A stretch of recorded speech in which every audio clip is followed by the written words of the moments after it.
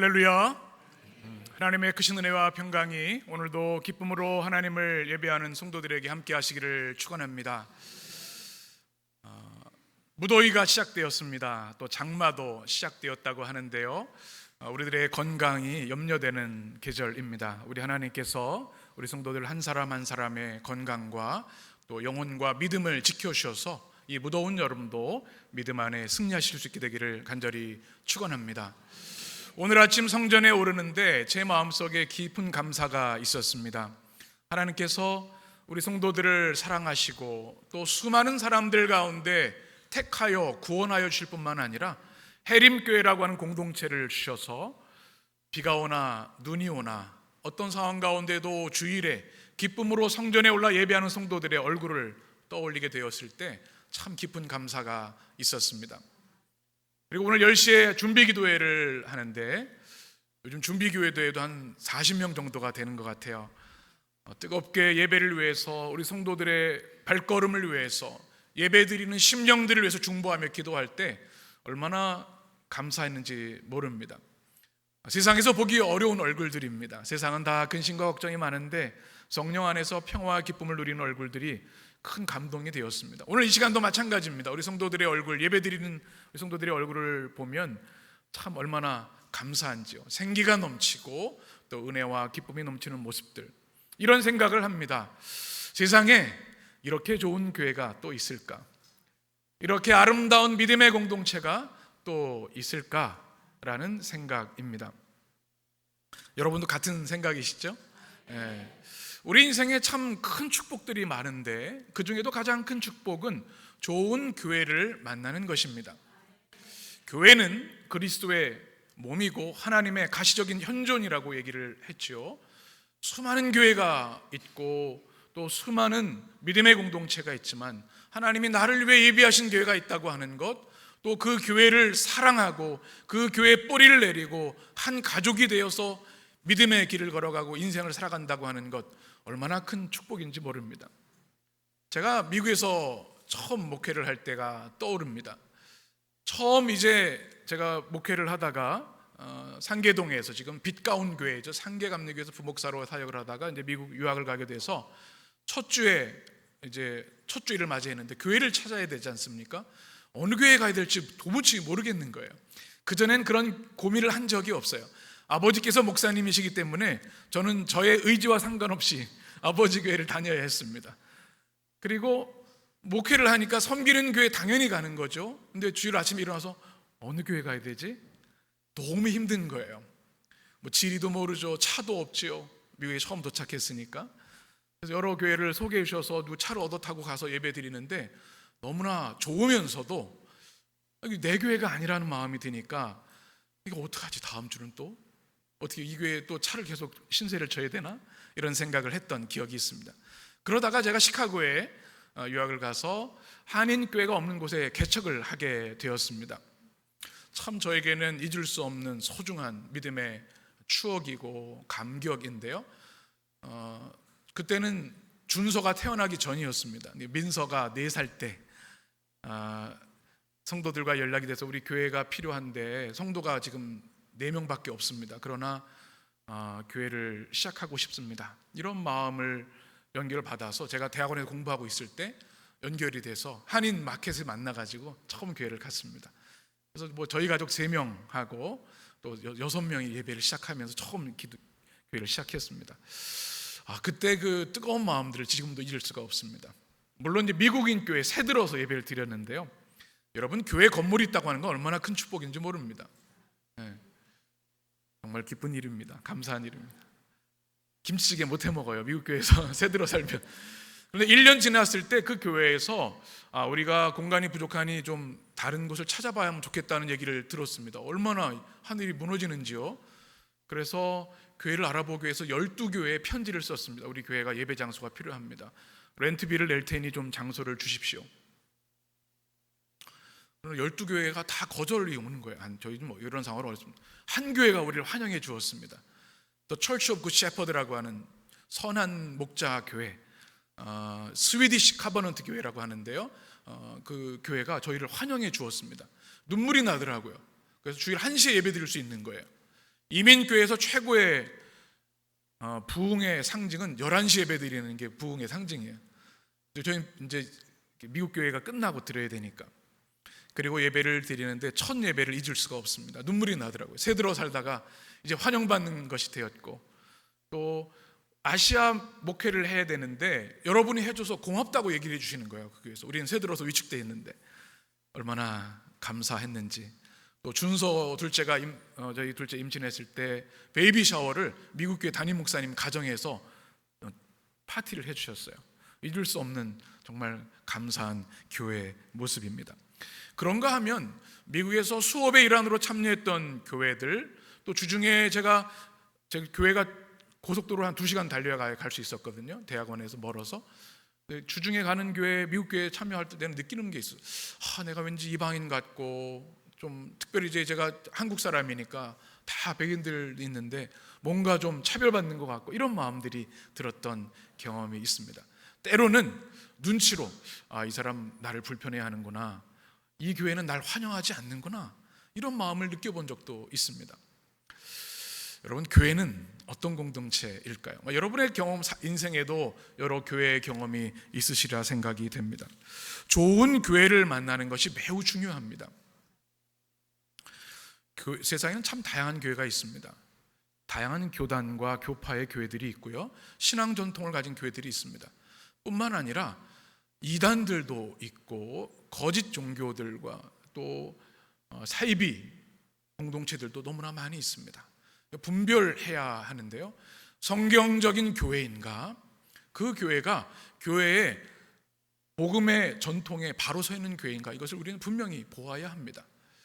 다른 교회를 바라볼 때도 그렇지만 우리 교회를 향해서도 동일한 잣대로 우리를 바라보아야 합니다. 우리는 지금 과연 성경적 기준의 교회에 합한 교회인가? 날마다 우리 교회의 모습을 비추어 보아야 하는 것이죠. 우리 교회에 소망이 있다면 진정한 그리스도의 교회가 되는 것인 줄 믿습니다.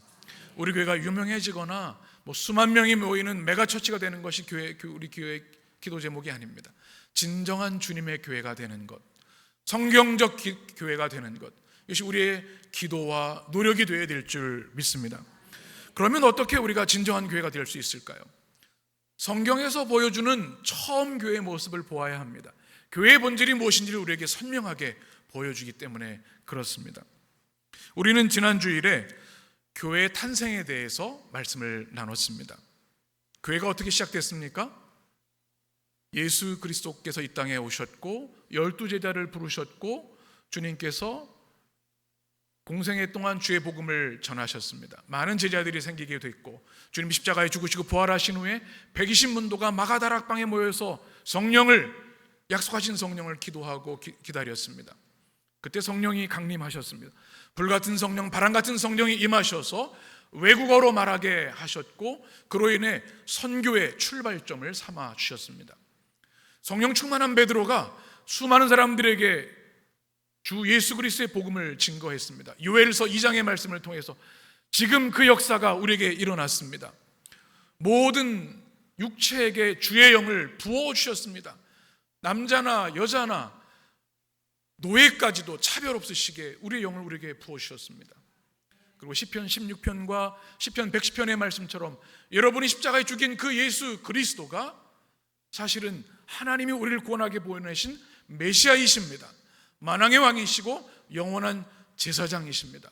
우리를 통치하실 분이시고 구원을 완성하시는 하나님이십니다. 이 복음을 전했죠.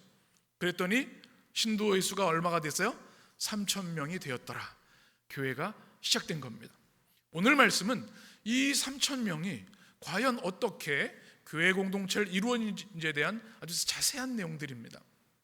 이 말씀을 통해서 하나님, 우리 교회도, 사실 또 교회는 건물이 아니라고 말씀드렸죠. 우리가 교회입니다. 우리가 어떤 그리스도인으로 살아가야 되는지 말씀을 통해 밝히 깨달아 알게 해 주옵소서. 그런 마음으로 말씀을 우리가 나누었으면 좋겠습니다.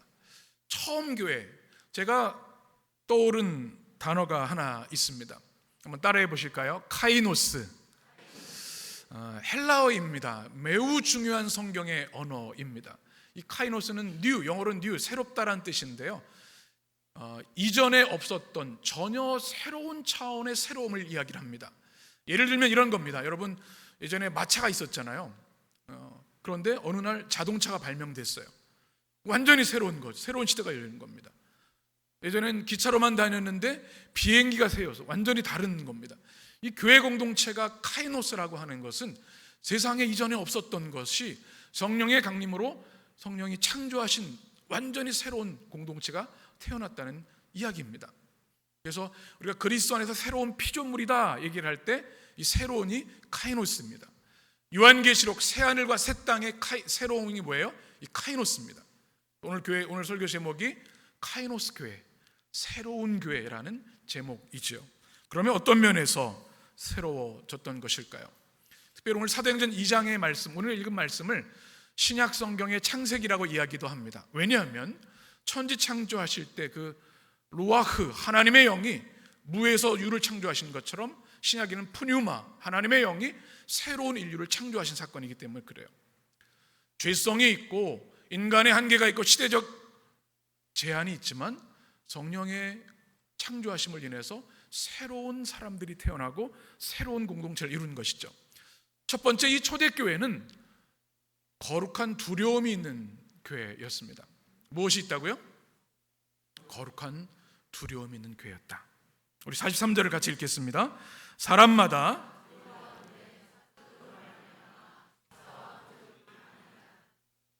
아멘. 사람들이 두려워했다. 오늘 말씀 이렇게 시작을 합니다. 왜 두려워했을까요? 교회를 보는데 두려움이 생기다니, 이런 질문이 들 수 있어요. 여러분, 어떨 때 두려우신가요? 우리가 정말 절망적인 순간을 경험할 때, 불가항력적인 위기를 당할 때 우리는 두려움에 사로잡히죠. 큰 위기나 죽음을 앞두고 있을 때. 그런데 초대교회가 누구에게 위해를 가하거나 공포심을 자극한 것이 아닌데 사람들이 두려워했다 기록하고 있습니다. 여기서 우리가 이 성경의 본래 의미를 이해하기 위해서는 이 말씀의 주어를 잘 집중해야 합니다. 주어가 뭐죠?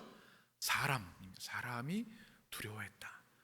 이 헬라에서 사람은 보통 안드로포스라는 단어를 씁니다.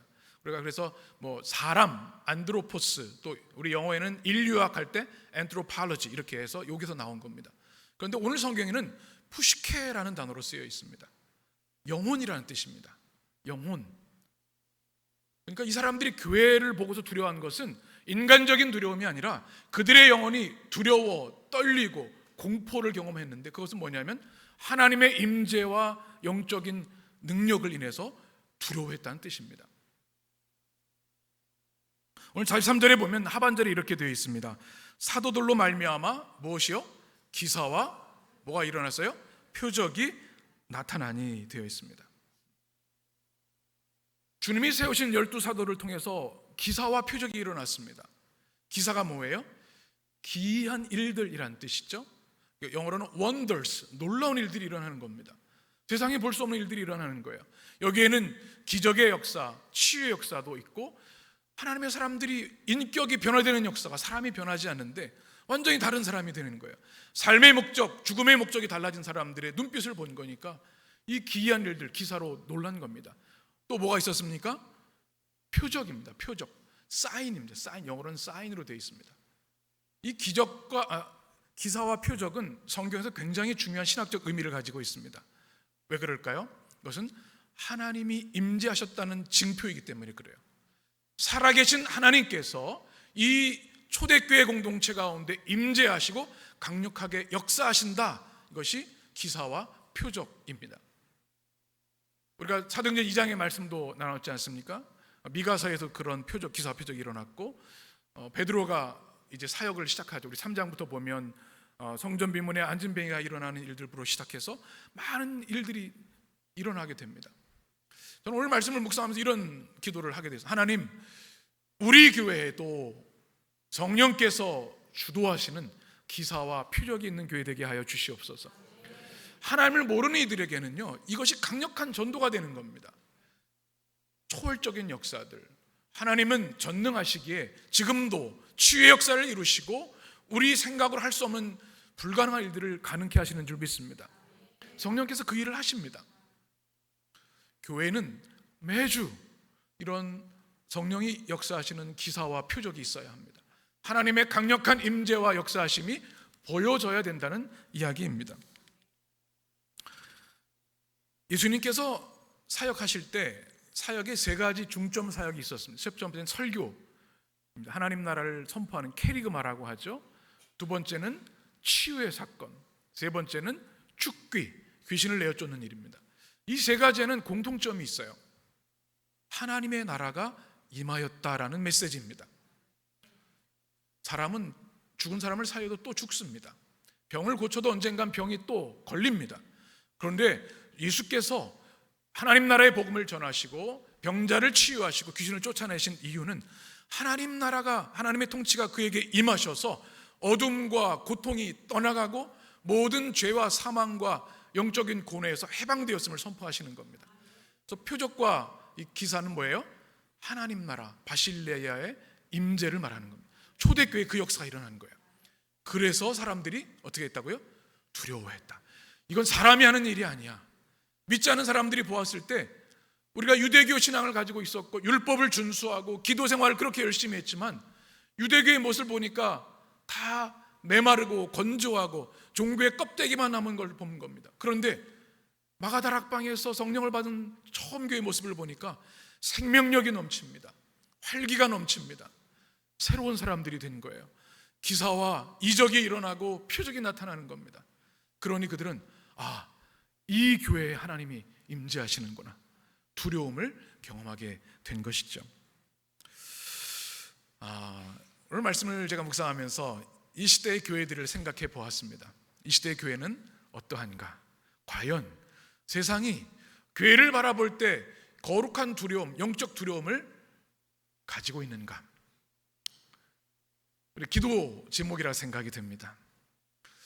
코로나 이후로 우리 교회가 우리가 범주하의 폭력이라는 그런 용어를 쓰기도 하는데 때로 몇몇 일탈한 교회들을 인해서 교회를 비판하고 이런 일들이 있었습니다. 물론 교회의 부족함이 저는 분명히 있다고 하고 우리는 날마다 성결하기 위해 회개하고 바르게 나가야 합니다.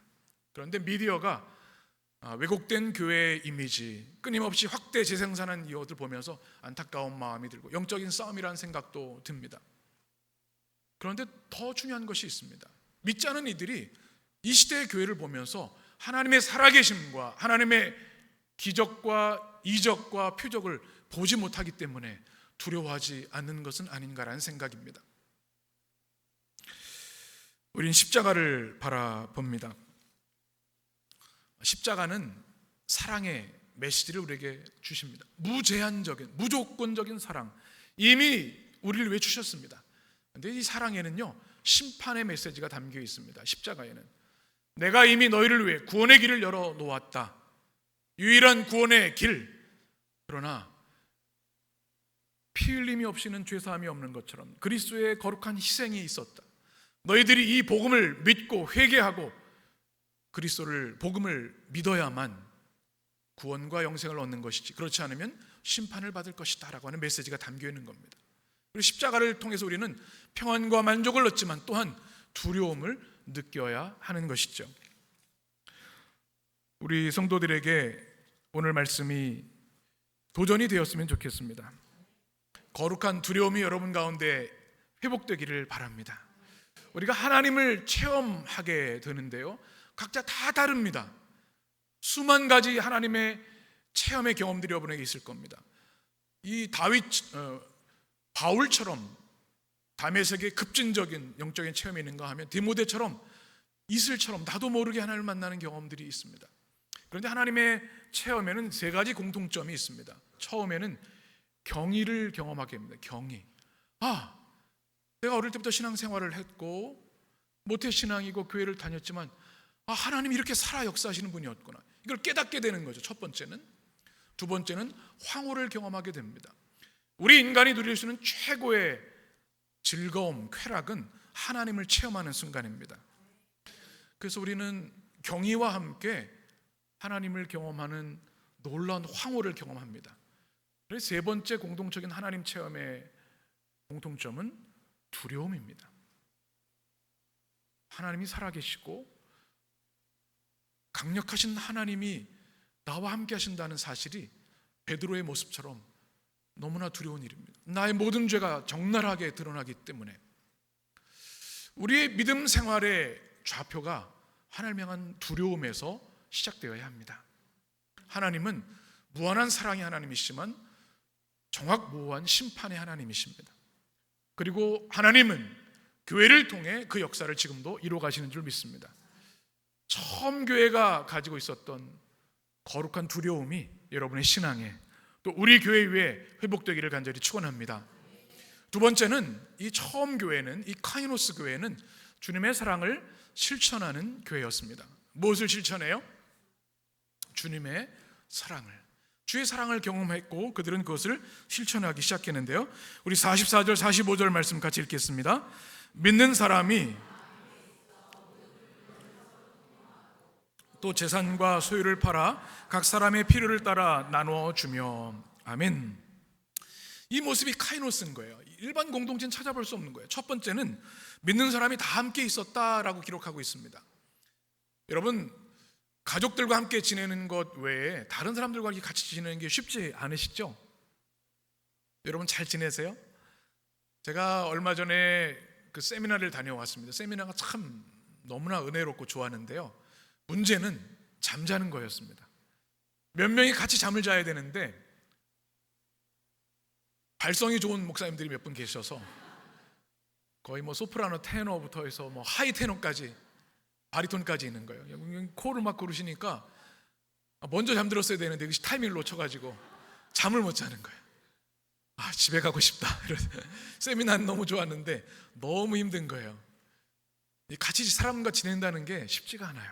너무 다르지 않습니까? 또 제가 작년에 우리 스포성교팀 운동하다가 다리를 다쳐서 입원한 적이 있지 않습니까? 5인실에 입원을 했는데 정말 제가 살아가면서 처음 만나는 부류의 분들을 많이 봤습니다. 트로트 매니아가 계시더군요. 그분은 트로트를 들어야만 잠을 주무신대요. 그리고 이어폰이 없으시다고 자랑스럽게 얘기하시면서 틀어놓으시는 거 5명이 다 들어야 되는 거예요. 제가 트로트를 많이 배웠습니다 그날. 간호사님이 얘기를 해도 나는 잠을 못 자는데 어떡하냐고. 그럼 다른 분들은 어떡하란 말이에요. 막 이어폰을 껴도 잠을 잘 수가 없는 거예요. 또 한 분은 YTN 24시간 뉴스를 계속 틀어요. 밤새도록. 전 뉴스를 틀어야 잠이 온다는 거예요. 제 소원이 하나예요. 집에 가고 싶다. 빨리 집에 가고 싶다. 그 마음밖에 안 들더라고요. 여러분, 우리가 아는 사람과 며칠 지내는 것도 어려운데 모르는 사람, 다른 사람과 같이 지내는 거는요 정말 어려운 일입니다.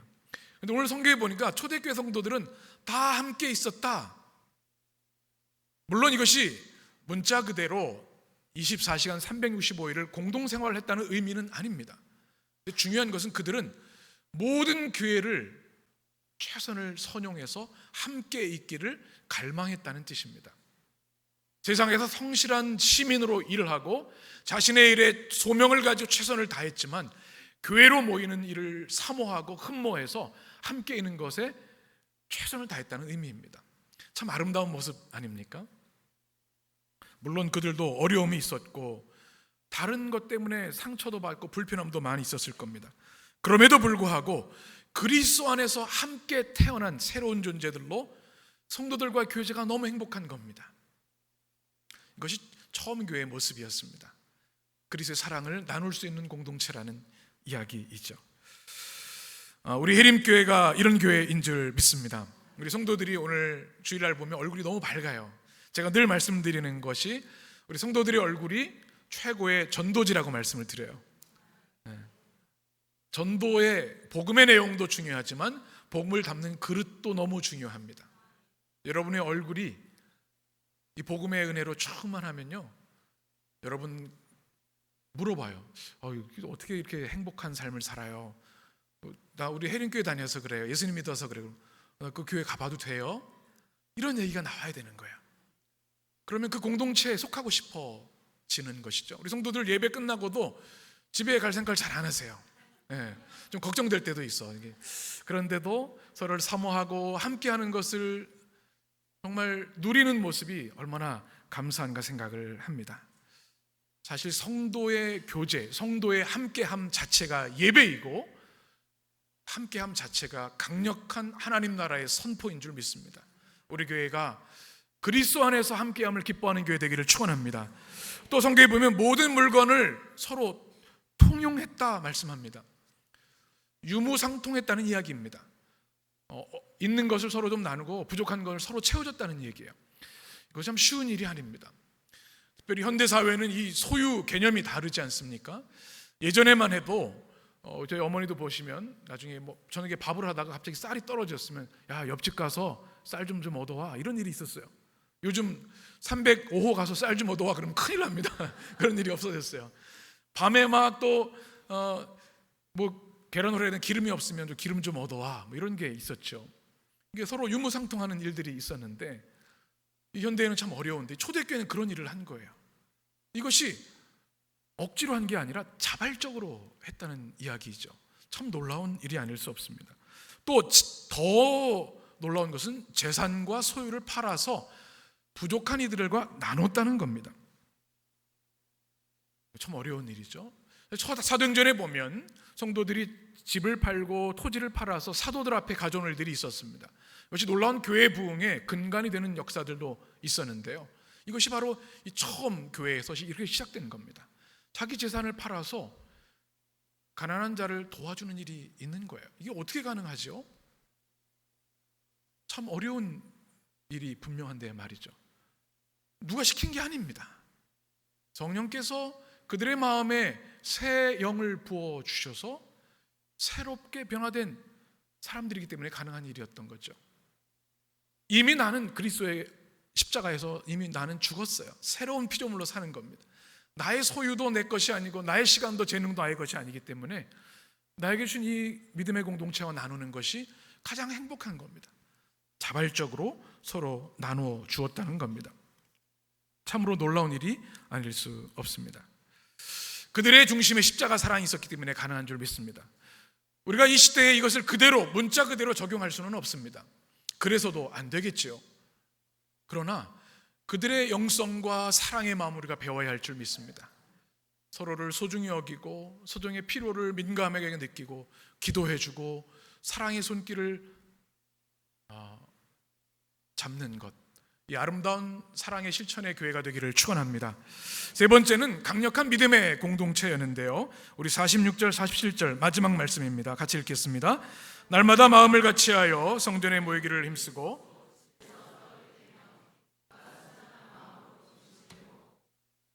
찬미하며 또 온 백성에게 칭송을 받으며 주께서 구원받는 사람을 날마다 더하게 하시니라. 아멘. 또 오늘 46절에 보면 날마다 마음을 같이 어디에 모였습니까? 성전에 모였다. 이것은 오늘날의 이런 교회 건물이라기보다는 그 당시 성전 뜰을 말합니다. 그들이 모인 이유가 무엇일까요? 하나님을 예배하고 경배하기 위함이었습니다. 이것은 교회의 제일 목적, 주님의 성전에 모여 예배하는 것임을 우리에게 보여줍니다. 두 번째는 집에서 식탁을 나눴다. 집에서 떡을 뗐다라고 합니다. 우리 지난주에도 나눴죠?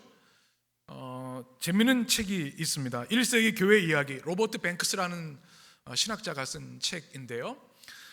이 책을 소설 형식으로 썼습니다. 가상의 인물을 가지고 그 당시 1세기의 자료들을, 신학적 자료들을 근거로 해서 처음 교회들이 어떻게 예배를 드렸을까, 그것들을 아주 자세히 보여주는 그런 내용입니다. 어떻게 예배 드렸을까요? 사실 처음 교회는 이렇게 대규모 집회를 할 수 있는 그런 공간들이 없었습니다. 그래서 고린도전서에도 우리가 나눴던 것처럼 대부분이 한 7, 80명이 모이는 하우스 처치였습니다. 그것이 한 6개, 7개로 학자들에 의하면 기록이 되어 있습니다. 성도들 가운데 경제적으로 부유한 사람들이 큰 저택을 가지고 있는 경우들이 있어요. 그러면 예배 때 성도들을 다 자기 집으로 초대합니다. 호스트가 있는 겁니다. 가장 먼저 시작한 게 뭐냐면 음식을 먹는 일이었습니다.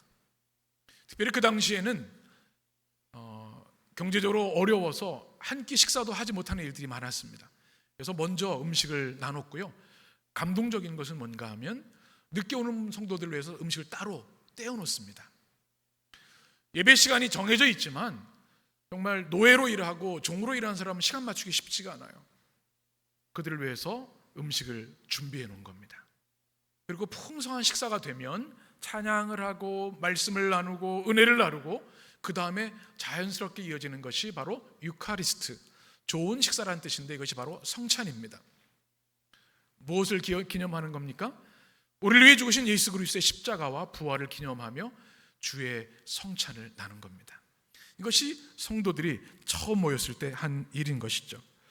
그런데 중요한 것은 46절에 보면 이렇게 되어 있습니다.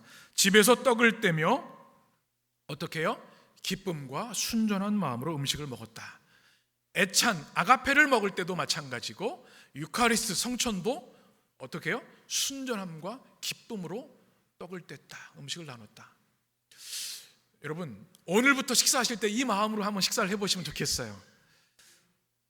아멘이 없으시네요. 목사님, 반찬이 좀 또 간도 좀 그런데 제가 어떻게 기쁜 마음으로 먹겠습니까? 이런 마음이 아니라 초대교회 성도들이 어떻게 했다고요? 기쁨과 순전한 마음으로. 여러분, 우리가 식사한다고 하는 것은 우주적인 사건인 것을 아십니까? 은혜의 식탁입니다. 무한한 하나님의 은혜와 생명이 풍성한 것 식탁이에요.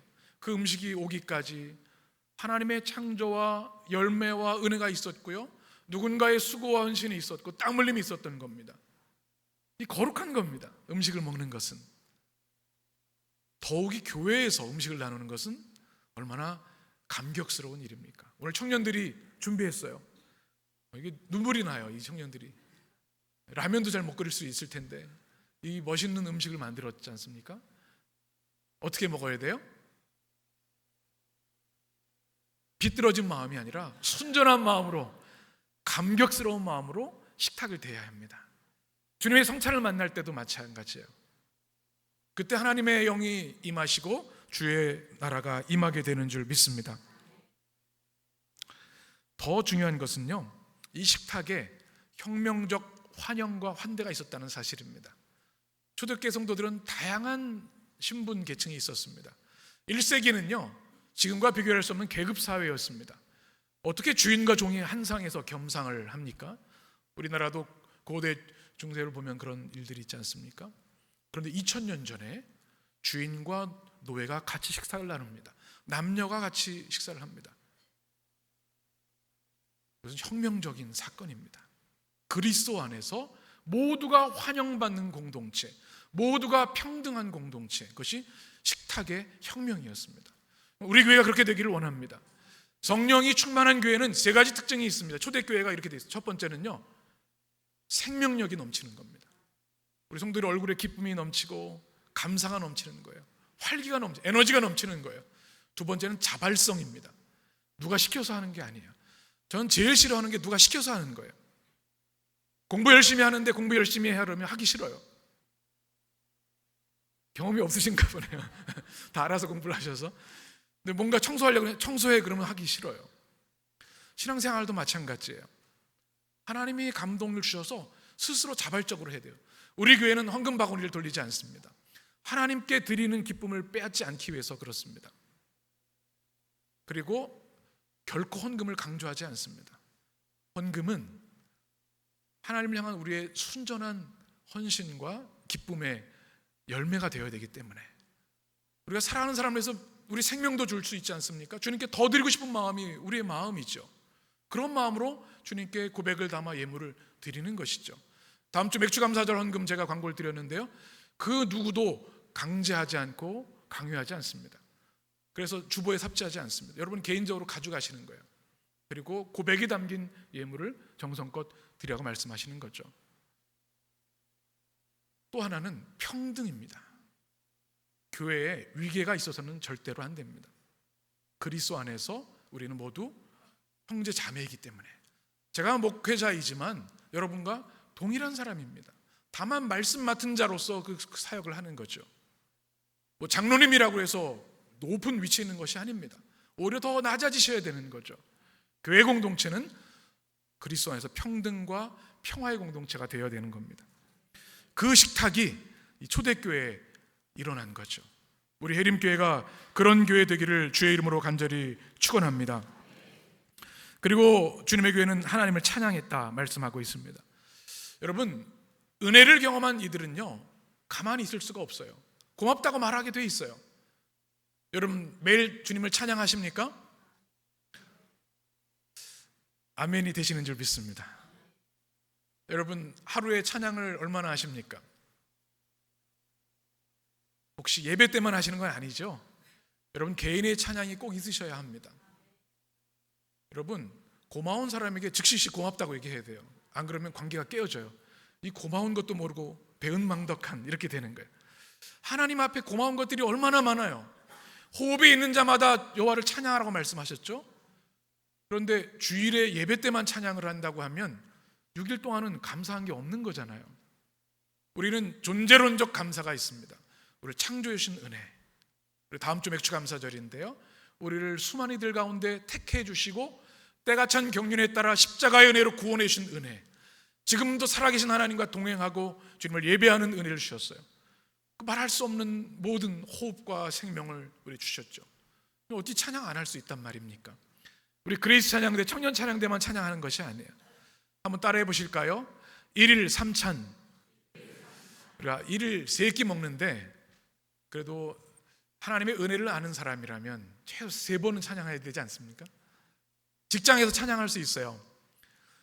좀 사람들이 시선이 있어서 어려우면요, 여러분 시편으로 읊조리며 기도하셔도 됩니다. 기도로 우리가 감사할 수 있는 거죠. 또 집에 오시면 운전하시면서 찬양하실 수 있지 않습니까? 찬양하는 것에 하나님 나라가 임하고요, 하나님의 치유 회복의 역사가 임하는 줄 믿습니다. 초대교회가 그러했던 거죠. 이 아름다운 믿음의 공동체가 우리에게도 회복되기를 축원합니다. 그랬더니 47절에 보면 이렇게 되어 있습니다. 하나님을 찬미하며 또 온 백성에게 무엇을 받으니? 이게 중요합니다. 칭찬받았다는 얘기입니다. 여러분, 믿지 않는 이들에게 칭찬받으며 살고 계시죠? 교회의 모습과 회사의 모습이 동일하시죠? 네. 우리가 예배의 삶이 중요한 것처럼 삶의 예배도 중요합니다. 크리스천들은요, 믿지 않는 자들에게 칭찬받는 자들이 되어야 합니다. 교회 다니는 사람이 왜 이래? 이런 말을 들으면 복음 전도의 길이 막히는 겁니다. 그런데 초대교회 성도들은요, 그들의 삶의 모습을 통해서 감동이 되었고 많은 칭찬을 받았다. 여기서 칭찬이라고 하는 것이 카리스라는 단어인데요, 은혜, 호의, 매력이라는 뜻도 가지고 있습니다. 저는 우리 그리스도인들이 매력 있는 사람들이 되어야 된다고 생각을 합니다. 야, 저 사람 예수 믿는 사람은 다르네. 삶의 품격이 달라, 인생의 깊이가 달라, 하는 말의 깊이가 달라, 생각이 달라. 야, 나도 크리스천이 좀 되어야겠다, 이런 마음이 들어야 되는 거예요. 그렇게 되시길 축원합니다. 그 다음에 주신 은혜가 뭐예요? 오늘 47절에 보면 주께서 무엇을 날마다 어떻게 해주셨다고요? 아멘이시죠? 중요한 말씀입니다. 누가 더해 주셨어요? 주께서. 저는 이렇게 생각합니다. 부흥은 사람의 노력으로 되는 것이 아닙니다. 하나님께서 은혜를 베풀어 주셔야 됩니다. 다만 우리는 최선을 다해서 노력하고 힘쓸 뿐이지, 부흥의 주체는 우리 주 예수 그리스도이신 줄 믿습니다. 부흥이 무엇입니까? 부흥은요, 생명이 살아나는 겁니다. 오늘 성경에 보니까 부흥이 뭐예요? 구원받는 사람이 증가하는 게 부흥입니다. 확신이 없으신 것 같아요. 본질의 회복이 부흥입니다. 죽은 영혼이 살아나고 깨어진 이들이 회복되는 것이 부흥인 줄 믿습니다. 우리는 부흥하면 수적 부흥에만 얘기를 하는데요, 수적 부흥은 우리가 두려워해야 합니다. 때로는 말이죠, 인간적인 방법으로 얼마든지 부흥할 수 있습니다. 수적으로 이단들도 수만 명씩 모입니다. 사람들의 취약한 심령을 이용한 거짓 지도자들이 얼마나 많은지 모릅니다. 사람의 힘으로 사람을 모으게 하는 거 할 수 있어요. 근데 그것은 성경적 부흥이 아닙니다. 그래서 어떤 교회는 막 다단계처럼 또 성과급을 하고 그런, 전 그거는 옳지 않다고 생각을 합니다.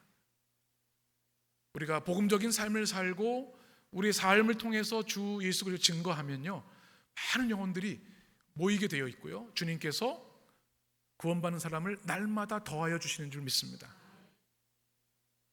우리 교회가 그런 교회인 줄 믿습니다. 전 지금도 이렇게 하나님께서 새로운 영혼들을 보내주셔서 얼마나 감격스러운지 몰라요. 앞으로도 놀랍게 부흥하시라는 확신이 있습니다. 왜 그래요? 우리 교회는 부흥이 목적이 아닙니다. 하나님이 우리의 목적이고 성경대로 사는 것이 우리의 목적이고 주의 나라를 위한 헌신이 우리의 목적이기 때문에 영과 진리로 예배하고 주의 나라를 우리가 실현해 나갈 때 많은 영혼들을 우리에게 보내주실 줄 믿습니다. 오늘 우리는 6월 마지막 주일을 맞았습니다. 다음 주일은 무슨 주일입니까? 맥주감사절이죠.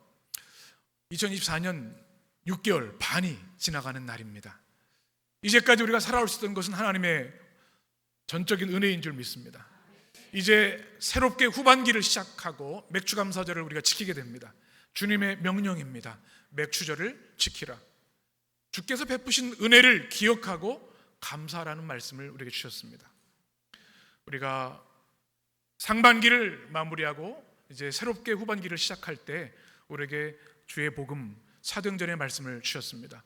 하나님, 새롭게 시작되는 이 후반기에 성령의 새로운 창조가 내 삶 가운데 회복되게 하여 주옵소서. 우리 가정과 교회 위에 성령이 창조하신 카이노스의 역사가 있게 하여 주옵소서.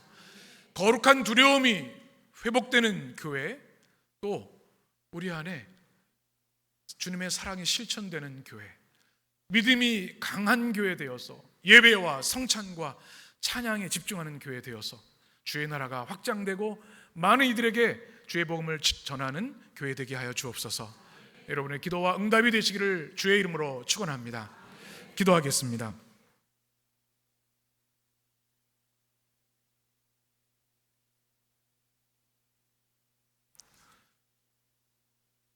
생명의 주 하나님, 오늘도 주의 말씀으로 우리 영혼을 씻어주시고 새롭게 하시고 치유하시고 강하게 하시니 무한 감사와 찬양을 올려드립니다. 오늘 주신 말씀, 카이노스의 교회, 우리가 먼저 그리스도 안에서 새로운 피조물로 다시 거듭나기를 원합니다. 창조의 성령님, 우리의 죄성과 이기성을 씻어주시고 십자가의 새 창조를 우리 삶에 이루어 주옵소서. 거룩한 두려움을 회복하게 하시고 하나님, 우리 안에 그리스도의 사랑의 열매가 있게 하여 주시며 성전에 모여 예배하고 주의 성찬을 나누고 오로지 찬양하는 아름다운 믿음의 역사가 우리 모든 성도들의 삶에 회복되게 하여 주옵소서. 예수님의 이름으로 기도합니다. 아멘.